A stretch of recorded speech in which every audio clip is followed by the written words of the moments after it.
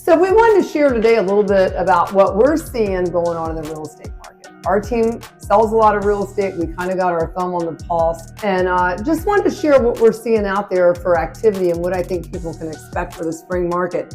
Since the interest rates have come down, Hans, what are you seeing happening right now? You know, my take on it is that once the interest rates hit that magic threshold of 6% and below, we're in the high fives right now. Both the buyers and the sellers are coming out into the market. The buyers are excited finally that the interest rates have come down so that they have more purchasing power. And the sellers who were locked into their mortgages with those short window interest rates in the 3s and 4s, they're now coming back into the market and selling and buying. So it's allowing the sellers that are giving up this 3 or 4% interest rate to say, you know what, if I can get 5.5 or high fives, I'm going to go ahead and make my move now. I agree. So it's opening up a little bit more inventory, but I've noticed even on the open houses we've had on the past couple weekends, just an incredible amount of activity. So the buyers are out there and they're looking. So I think is that for a seller right now, it's a great time because of the opening up of the buyers and the activity with these rates.